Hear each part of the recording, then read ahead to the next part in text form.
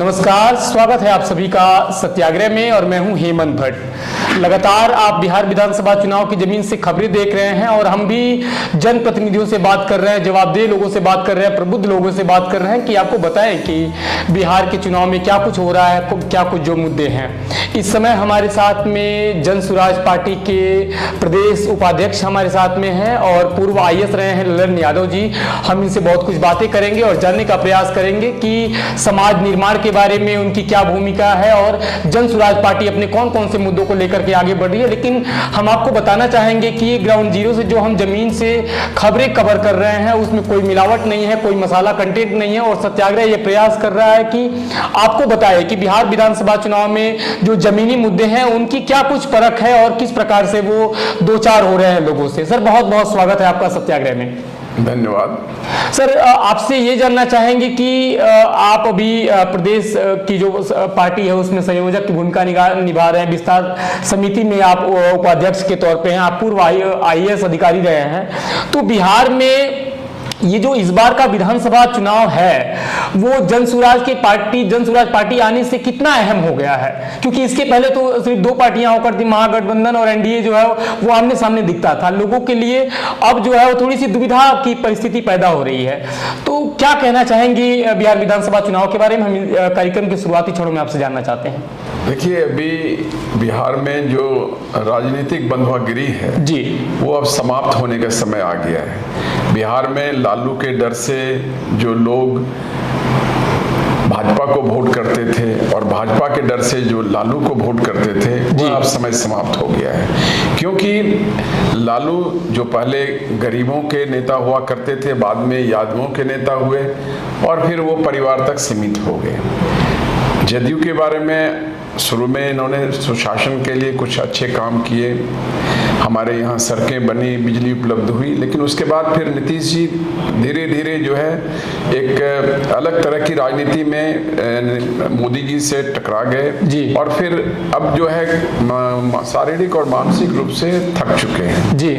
तो अभी हुआ क्या है कि पिछले 2 वर्षों से एग्जैक्ट कहें तो 2 अक्टूबर 2022 से प्रशांत जी ने व्यवस्था परिवर्तन की बात की और उन्होंने भितरावा गांधी आश्रम से चंपारण से पैदल यात्रा की जी। और उन्होंने लगभग 5000 गांव का पैदल यात्रा किया और लोगों को जागृत किया जी। ये व्यवस्था परिवर्तन के बारे में प्रशांत जी कहते हैं कि भाई बिहार में या हमारे देश में सत्ता परिवर्तन हुए हैं लेकिन चीजें नहीं बदली हैं, चीजें वहीं की वहीं हैं। आप उदाहरण लीजिए, यहाँ इतनी बड़ी जेपी क्रांति हुई, जयप्रकाश नारायण की जी, जयप्रकाश नारायण की क्रांति इमरजेंसी के समय में। उसके बाद क्रांति तो पहले शुरू हुई थी, उस दौरान ही इमरजेंसी लगी थी जी।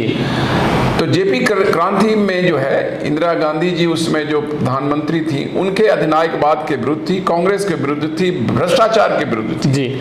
और देखेंगे जो हमारे समाज के, जो हमारे राज्य के पिछले 35-30 वर्षों में अगुवा रहे हैं जी, वो उसी क्रांति की उपज हैं, लेकिन वो खुद जो है उन्हीं की गोद में जाके बैठ गए हैं।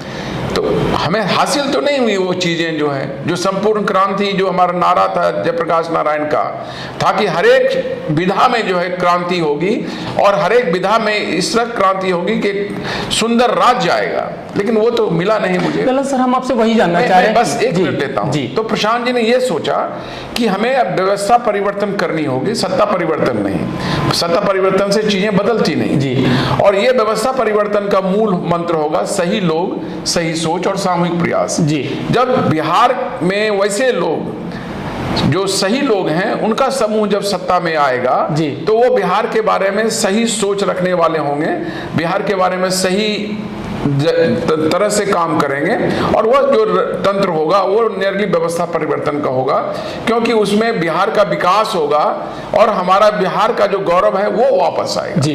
सर, हम वही आपको बीच में रोक रहे थे कि आप एक ब्यूरोक्रेट रहे हैं, आप स्वयं आईएएस रहे हैं और ब्यूरोक्रेसी अभी का जो यहाँ का प्रशासन का तंत्र है, जैसे ब्यूरोक्रेट काम कर रहे हैं, हमें लग रहा है कि इतना जनता में विभेद पैदा हो गया है, हिंसक क्राइम हो रहा है है और दिन ब दिन ऐसी जमीन से खबरें दिखाई देती हैं कि जैसे लगता है कि प्रशासन जो है वो फेल हो रहा है लगातार अलग अलग क्राइम को कंट्रोल करने में। तो ब्यूरोक्रेट की क्या महत्वपूर्ण भूमिका है बिहार की राजनीति में, आपको क्या लगता है सर इसके बारे में? देखिए, ब्यूरोक्रेसी का जो काम है अभी ऐसा क्यों दिक्कत हो रहा है जी, जैसे एक तो है कि भ्रष्टाचार चरम सीमा पर है और दूसरा है आप देखेंगे, आपने कहा कि लॉ ऑर्डर की बात है। हमारे यहाँ जो शराबबंदी कानून लागू हुआ 2016 में जी, तो ज्यादा पुलिस फोर्सेज जो है उसको उसमें लग गए और वो भी नहीं हुआ क्योंकि अब शराबबंदी तो नाम की चीज है जी, आपको होम डिलीवरी हो रही है जी। तो ये जो शराब माफिया हैं ये आखिर में कर क्या रहे हैं? इन शराब माफियाओं को कंट्रोल करने में हमारी पुलिस लग रही है और जो आम हमारा जो आपराधिक घटनाएं हैं उसमें पुलिस अपना ध्यान नहीं लगा रही है, तो लॉ ऑर्डर जो है बिगड़ गई है। ये सिंपल सा इसका जो है एनालिसिस है जी। और जो जनरल ब्यूरोक्रेसी है वह भ्रष्टाचार लिप्त है। अभी आप एक सिंपल से उदाहरण लेंगे, अभी जमीन का सर्वे चल रहा है पूरे बिहार में जो है और इस सर्वे में जो है हमारी पार्टी जनसुराज कहती है कि अभी सर्वे बंद करके पहले इसमें जो भ्रष्टाचार की चीजें हैं उन्हें बंद करो और तब पुनः सर्वे करो। सर लोग यही तो जानना चाहते हैं। मैं बताता हूँ शॉर्ट में, यहाँ पर वंशावली बनाई जा रही है। जैसे सर्वे पिछले 50 साल 60 साल पहले हुआ होगा तो आज जैसे मान लिए हम आप हैं तो उनके पोते या परपोते होंगे और इनकी वंशावली बनानी है तो वंशावली बनाने में भ्रष्टाचार है जी। और फिर यदि वंशावली बन गई तो जैसे दादाजी का नाम खारिज होगा, पोते जी का नाम चढ़ेगा जी। तो दाखिल खारिज में भी भ्रष्टाचार है। तो हमारी पार्टी यह कह रही है कि पहले वंशावली सही ढंग से बनाओ और दाखिल खारिज करो और तब पुनः सर्वे करना। तो इस भ्रष्टाचार से जो है लोगों के सही नाम नहीं आ रहे हैं, लोगों के नाम सही ढंग से नहीं चढ़ रहे हैं, तो भ्रष्टाचार का ये आलम है। आप सत्याग्रह का विशेष कार्यक्रम देख रहे हैं। हमारे साथ में बिहार कैडर के पूर्व IAS अधिकारी हमारे साथ में हैं ललन यादव जी और जनसुराज की बातों को रख रहे हैं, बता रहे हैं कि जनसुराज का क्या विजन है, वो और पार्टियों से अलग कैसे है और इनका मानना है कि जो प्रशांत किशोर जी लगातार कर रहे हैं कि हम विजनरी लोगों को आपके बीच से खोज करके लेके आएंगे, हम उनसे उसी बात को लेकर के जनसुराज को लेकर के और पार्टी के मुख्य जो अभी काम है, मुख्य आने वाले समय में जो काम करने वाली उन्हीं सारी चीजों को लेकर के बात कर रहे हैं। सर मुद्दे पे थोड़ा सा हम वापिस आना चाहेंगे और जानना चाहेंगे कि जनसुराज पार्टी की जो मुख्य नींव है, जो गांधी की विचारधाराओं को लेकर के आप लोग जमीन के बीच में जा रहे हैं, जनता जानना चाह रही है कि हम लोगों से बातचीत कर रहे हैं तो उनको वो कहते हैं कि ऐसा क्या विश्वास है कि अगर हम इनको लेके आते हैं, क्योंकि जब प्रभुता पाकर के ऐसा कोई बचा नहीं इसको घमंड ना हो जाए, तो ऐसा क्या है, क्या विश्वास है कि ये भी उन पार्टियों जैसा नहीं करेंगे जैसे और पार्टियों ने किया है सत्ता में आने के बाद? देखिए, निश्चित तौर पर मैं बताना चाहता हूं कि हमारी पार्टी जो है सीधे सीधे अपने ऑर्गेनाइजेशन को नहीं खड़ा कर दिया है। हमारी पार्टी जो है एक कहिए कि जन जागृति जो प्रशांत जी के द्वारा जगाया गया है उसका प्रोडक्ट है जी। बहुत सारे लोग इसको केजरीवाल से कंपेयर करते हैं, लेकिन केजरीवाल एक आंदोलन के प्रोडक्ट थे, जबकि हमारी पार्टी जो है प्रशांत जी द्वारा जो जन जागृति पैदा किया गया है उसकी प्रोडक्ट है जी। प्रशांत जी पैदल चलकर जो है सबसे पहले ये देखा कि जो हमारा जो मूल मंत्र है सही लोग, सही सोच और सामूहिक प्रयास, वैसे लोग समाज में कैसे हैं, कितने हैं, किस तरह से उनको हम आगे लेके आएंगे। और दूसरा उन्होंने लोगों को समझाया कि आप जो आज तक जनता में वोट करते हैं तो वोट किस आधार पर करते हैं? आप धर्म के आधार पर करते हैं, आप जाति के आधार पर करते हैं, आप मुद्दे के आधार पर वोट नहीं करते हैं जी। आपको जबने आपने धर्म के आधार पर यदि वोट किया है तो आपके लिए मंदिर बना है जी। आपने जाति के आधार पर वोट किया है तो आपको जाति जनगणना हुई है जी। लेकिन कभी आपने जो है अपने बच्चों के लिए वोट नहीं किया, इसीलिए आपके यहाँ अच्छी शिक्षा व्यवस्था नहीं है, इसीलिए आपके यहाँ पलायन है, इसीलिए आपके यहाँ रोजगार है। प्रशांत जी स्पष्ट कहते हैं कि यदि आप मुर्गा भात खा के जो है वोट करेंगे तो मुखिया जी करप्ट तो होंगे ही जी। तो ये पहले उन्होंने जागृति पैदा की कि आपको यदि वोट देना है तो आप मुद्दे पर दीजिए, और बिहार के लिए जो सबसे मुख्य मुद्दा है वो शिक्षा है। यदि अच्छी शिक्षा होगी तो लोग अपने खुद रोजगार ढूंढ लेंगे और पलायन रुक जाएगा। तो लोगों को समझाने के बाद अब लगता है जिस तरह से प्रशांत जी की सभाओं में भीड़ उमड़ रही है पूरे बिहार में जो है, कि उनकी बातों को लोगों ने समझा है और ये एक लहर के रूप ले ली है जी। और आने वाले चुनाव में जो है लोग ये समझ गए हैं कि हमें जब वोट देना है मुद्दे पर तो इस बार जो है शिक्षा के लिए, रोजगार के लिए वो जनसुराज पार्टी को वोट देंगे और उससे जो लोग जीत के आएंगे वो सही लोग होंगे और सही लोगों के साथ जो सरकार बनेगी वो बिहार का विकास करेगी, बिहार को आगे ले जाएगी, बिहार के गौरवशाली इतिहास को वापस लाएगी। बहुत बहुत धन्यवाद। आप लगातार सुन रहे हैं और हम सर से इसलिए जमीनी बातें कर रहे हैं कि जहां से भी आप बिहार के बाहर से न्यूज को देख रहे हैं, बिहार के जो लोग न्यूज को देख रहे हैं, जो विदेशों में बैठे हुए जो न्यूज को देख रहे हैं, वो सभी लोग जब बिहार की इस न्यूज को देखें, जो जमीनी हकीकत है उसको जाने, तो उनको समझ में आए कि जो सही स्वरूप है बिहार के चुनाव का वो अभी क्या चल रहा है और कैसे करके धीरे धीरे करके जो चुनाव है वो विधानसभा चुनाव की जो सरगर्मी है वो बढ़ रही है बिहार में। सर, सत्याग्रह में हम भी 7-8 सालों से लगातार घूम रहे हैं बिहार के और भारत के अलग अलग राज्यों में। जो जनप्रतिनिधि हैं, जो IAS IPS हम उनसे बातें करते हैं, क्योंकि जो जवाबदेह लोग हैं वही बताएंगे कि समाज के लिए व्यवस्थाएं कैसे बनाई जा रही हैं और वो जमीन तक कितना पहुंच रही है। जब हम आपको कई बार बता चुके लोगों को कि आप एक पूर्व IAS अधिकारी रहे हैं और उसके बाद वहां से आप अभी जनसुराज में आए हुए हैं, सामूहिक प्रयास आप लोग कर रहे हैं। यहाँ पे बिहार में लोग कहते हैं कि जाति जो है वो एकमात्र फैक्टर है और प्रशांत किशोर जी कहते हैं कि जाति एक फैक्टर है, एकमात्र फैक्टर नहीं है।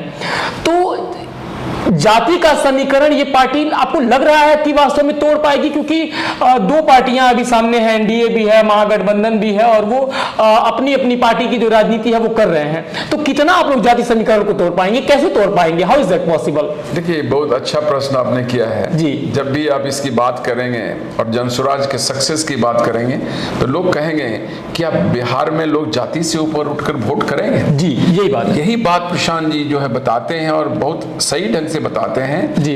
कि ऐसा इतिहास में हुआ है जब लोगों ने जाति और धर्म से ऊपर उठकर वोट किया है। जी। जाति एक सच्चाई है, वो भी मानते हैं और मैं भी मानता हूं, लेकिन जब समाज के आगे ऐसे मुद्दे हैं जो जनता के माइंड को कैप्चर कर लेते हैं तो वो जनता जो है जो मुद्दे हम उनके माइंड में कैप्चर करवाते हैं उन मुद्दों पर वोट करती है। जैसे प्रशांत जी कहते हैं कि 1984 में जो है क्या मुद्दे थे, एक सहानुभूति की लहर थी इंदिरा गांधी की और उस पर लोगों ने वोट किया, उसमें तो कोई जाति धर्म काम नहीं आया। जी। 89 की बात करते हैं, उसमें बोफोर्स मुद्दा था। जी। लोगों ने ये समझा कि नहीं, देश में जो डिफेंस में जो इतनी बड़ी एक तरह से दलाली हुई है, गलत हुई है। जी। डिफेंस में जो भ्रष्टाचार गलत हुआ है उसके चलते उन्होंने वोट किया। जी। तो वो जाति और धर्म से ऊपर उठ के मुद्दा किए, उन्होंने वोट किया। 2014 में जो है मोदी जी की जात के कितने लोग इंडिया में हैं, लेकिन लोगों ने जो है मोदी जी के एक फैक्टर से वोट किया जो जाति और धर्म से ऊपर उठ के था। जी। 2019 में जो है पुलवामा फैक्टर था, उस समय भी लोगों ने जाति और धर्म के ऊपर से उठकर वोट किया। आज प्रशांत जी बिहार के सामने, बिहार के लोगों के सामने इस बात को रखने में सफल हुए हैं कि बिहार में जो अभी जो आशातीत विकास है वो नहीं हुआ है। इसका कारण यह है कि हमने जाति और धर्म के नाम पर वोट किया, इसीलिए हमारा विकास नहीं हुआ है। और जब हम इससे ऊपर उठकर वोट करेंगे, उन मुद्दे को समझाए हैं कि आपके यहाँ क्या है, पलायन है जी। आपके यहाँ बेरोजगारी है, आपके यहाँ गरीबी है। आज भी बिहार जो है सबसे गरीब और अशिक्षित राज्य है। तो ये कब था? आज से जब लालू जी शुरू में किए उस समय भी बिहार सबसे गरीब और पिछड़ा राज्य था, आज भी सबसे गरीब और पिछड़ा राज्य है। तो ये कैसे दूर होगा?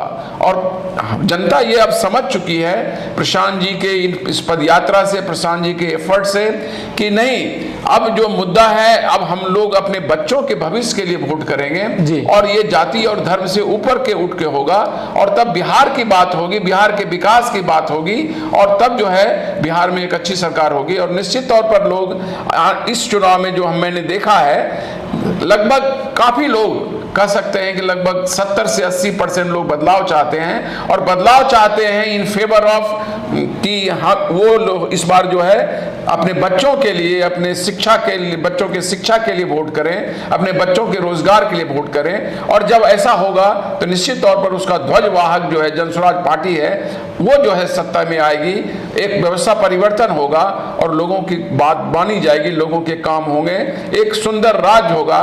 जैसा हमारी पार्टी का नाम है Jansuraaj party, people's good governance, जन स्वराज का मतलब हुआ, जी। और जनता का सुंदर राज आएगा, ये हमारा मानना है। जनता के सुंदर राज्य को लेकर के जन सुराज अभी बिहार में आया हुआ है।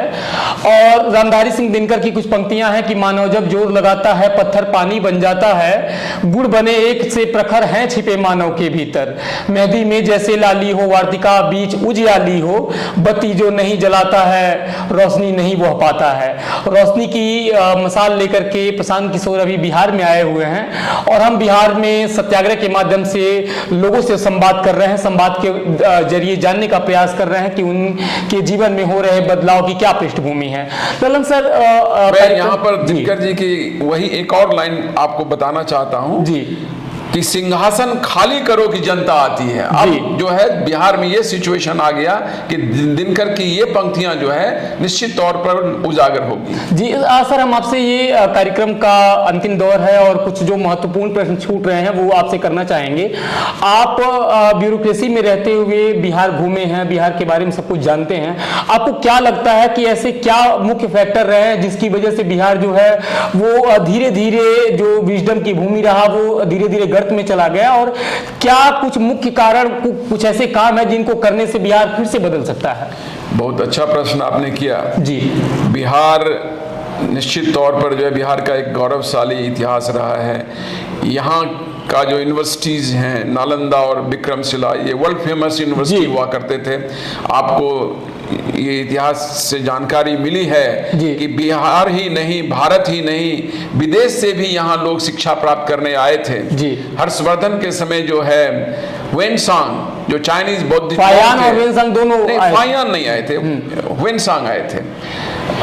फायान जब आए थे उस समय जो है गुप्ता पीरियड था और उस समय यात्री का वर्णन मिलता है।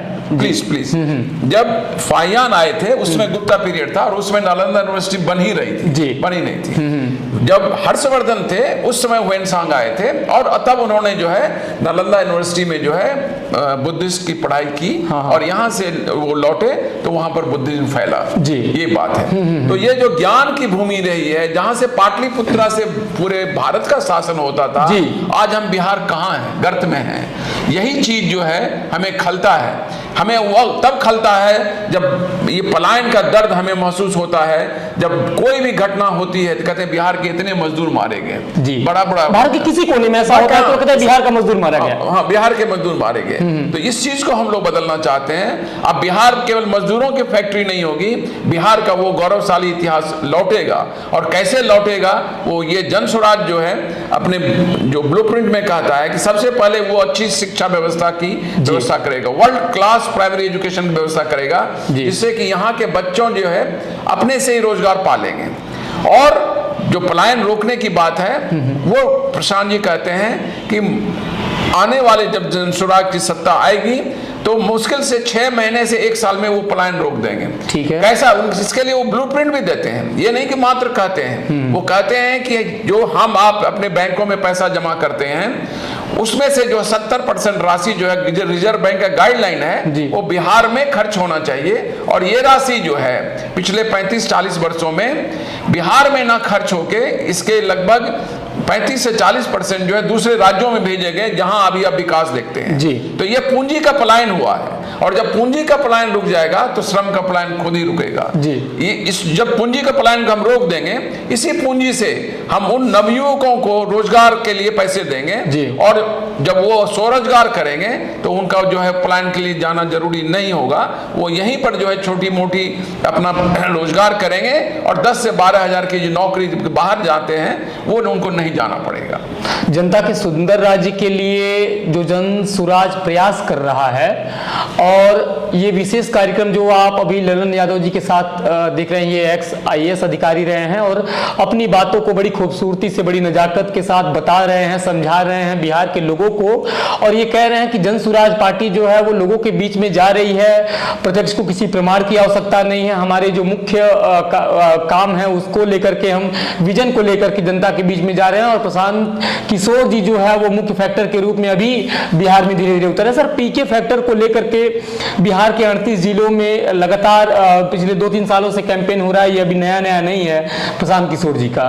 जब गांव में हम लोग होते हैं और अलग अलग मुद्दों के बारे में जब बात करते हैं तो उसमें जो मुख्य मुद्दा है वो बाढ़ का है। हर साल बारिश आती है मानसून में और हर साल जो लाखों लोग होते हैं वो पलायन करना शुरू कर देते हैं। अभी बिहार में बाढ़ चल रही है, बरसात में भी प्रशांत किशोर जी का इलेक्शन कैंपेन हो रहा है, हम लोग भी बिहार के अलग अलग जिलों में जा रहे हैं। आपको कोई भविष्य दिख रहा है बिहार में कि बिहार कभी बाढ़ से मुक्त हो जाएगा? इसके बारे में अगर आप कुछ बताना चाहेंगे लोगों को। पहले आपने पीके फैक्टर की बात की जी, मैं बता दूं, और ये बहुत ही गर्व की बात है कि जनसुराज पार्टी की कह सकते हैं कि एक टोटल पूंजी जो है पीके ही जी। इन्होंने ही ये समझा, और ये उस तरह के बिहारी हैं जो बिहार को बदलने के लिए जो है अपना एक अच्छी खासी जिंदगी जहाँ पर कि ऐश्वर्य था, यश था, उसको छोड़कर यहाँ पर वो कड़ी मेहनत कर रहे हैं। ये त्याग जो वो कर रहे हैं बिहार के लिए, ये जो है इतिहास में स्वर्णाक्षरों से लिखा जाएगा। अभी मैं कहता हूँ कि उन्हें जो है आरा में पसली की हड्डी टूट गई है, हड्डी टूटा हुआ है, मैं भी जानता हूँ, मैंने मना किया, लेकिन उसके बावजूद भी वो सभी जगह पद यात्रा में लगातार एक्टिव है, जा रहे हैं जी। अभी जब हड्डी टूटने के बाद जब वो गए हैं तो मूसलाधार वर्षा हो रही थी, और वर्षा में भी जो है वो जनता के बीच जा रहे हैं और काम कर रहे हैं। वो सब कुछ भूल गए हैं, वो सब कुछ त्याग दिए हैं। वो समझते हैं कि बिहार को बदलना ही जो है उनके जीवन का मिशन हो गया है, और ये हमारा पीके फैक्टर है। और जिस तरह से वो लोगों को समझाने में सक्सेसफुल हुए हैं, मैं निश्चित तौर पर कहूँगा कि गांधी के बाद जो है ये दूसरा गांधी हैं जो हमारे देश में आए हैं, और हमारे देश में बिहार का परिवर्तन तो होगा ही, पूरे देश का जो है परिवर्तन होगा, व्यवस्था परिवर्तन, और हमारे देश में एक सुंदर जो स्वराज कायम होगा, ये मैं कह सकता हूँ। बाढ़ को लेकर जहां तक बाढ़ की बात करते हैं, ये मैं प्रशांत जी के बारे में कहना चाहता हूं कि यदि कोई मुद्दे को उठाते हैं तो उसका सॉल्यूशन भी देते हैं, और इतना बढ़िया उनका एक सॉल्यूशन है और पूरा स्टडी है कि वो कन्विंसिंग लगता है। ये दूसरे नेताओं की तरह नहीं है। मैं तो ये कह सकता हूं कि प्रशांत जी कोई उस सेंस में नेता नहीं है। प्रशांत जी जो है एक कहिए कि एक विजनरी है, एक स्टेट्समैन है, जो बिहार के को परिवर्तन, बिहार में जो परिवर्तन लाना चाहते हैं जी। अब बाढ़ के बारे में प्रशांत जी स्पष्ट कहते हैं कि अभी क्या है, ये अलग अलग योजनाएं हैं, गंडक की योजना है, महानंदा की योजना है, गंगा की योजना है। इन सब योजनाओं से क्या अभी 75 साल में बाढ़ रुक गए? भ्रष्टाचार हो रहा है सर, भ्रष्टाचार हो रहा है। इस सभी जो है जितने भी योजनाएं हैं, ये लूटपाट की योजनाएं हैं। जब आते हैं आपके यहाँ वर्षा का समय, नदी बढ़ जाती है तो उनके बैंक को रोकने का प्रयास किया जाता है। कुछ लोगों को जब जलमग्न हो जाते हैं उनको ऊपर की जगह ले जाके खिलाने पिलाने का काम किया जाता है, यही बाढ़ में होता है जी।